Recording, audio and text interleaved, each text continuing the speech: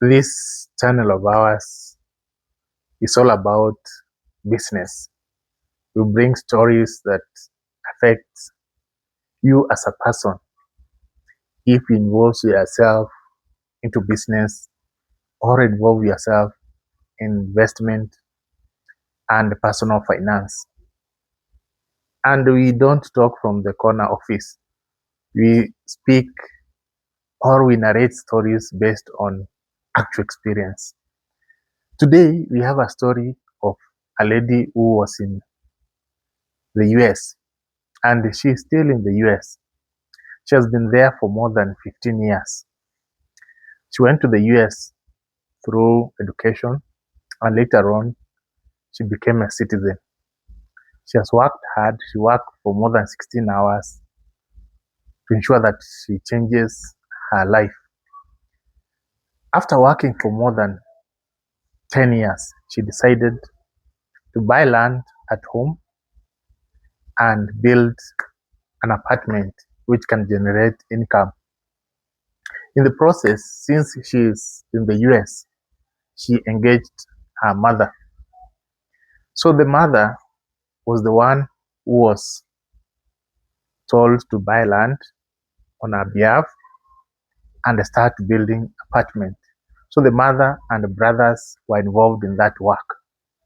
So after doing that for 2 years or more, the house was complete, and now the lady came to Kenya to open it. But she was clearly told by the family members, this is our apartment you built for us, it's not yours. Because the first mistake the lady made or did was she allowed the mother to buy the land and register under her name. So the land is in her mother's name, and the brothers were involved in building that house, apartment, worthy up to 100 million. So she was told, this is our gift because you live in the US. We see that you post pictures, you post vehicles, you post your house, and you live a good life. As here we are suffering, you cannot expect us to suffer, to work for you and suffer when you are living a good life. So she lost that house. And after losing it, she went to court and the case is ongoing. But now the problem is the land belongs to the mother. So if you are in her shoes, what can you do if your mother betrays you? So this is one example of many cases that you have had. You have had someone goes to the Gulf. She works for 5 years sending money to her husband or her brothers to build a house. Then the brother, instead of doing that, she ends up squandering that money or opening his own business and betraying the sister. The husband will also use that money to marry another wife or on his own things, to do his own issues. That happens. And there's a case which was in Nyanza there recently. The brother is in the US. He sends money to his brother in the village to build a house, to help him build a house. Instead of building a house, he goes to a nearby area where the house is being built, a different house. He takes pictures and he sends to the US to his brother, but he squanders the money. When the brother comes to Kenya to see the house, there's nothing on the ground, and the man has squandered up to 3 million. Those are family members for you. And the final case, a very close person to me was sending money to Kenya to build house. So he was sending money and he was engaging fundis in the construction. So these fundis went and colluded with people who were selling items in the hardware. So instead of, for example, that person sends 50,000 for cement.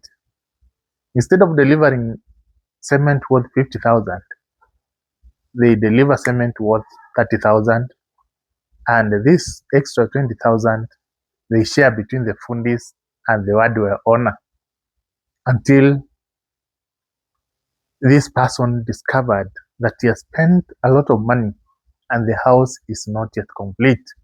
So what he did is that he decided, instead of engaging anyone, I'll just change my fundis. I get different fundis and I accumulate money so that after 1 year, I better go home and supervise the work myself. After starting to do that, he eventually finished that house and he again started building another one and he finished. So that is what most people do nowadays.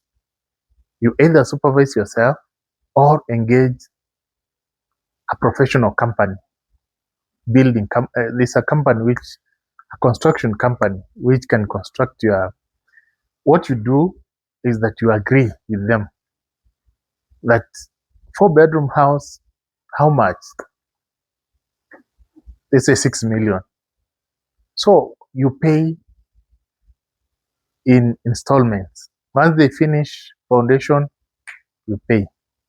Walling, roofing, and finishing, you pay and you get your house. That's what most people do.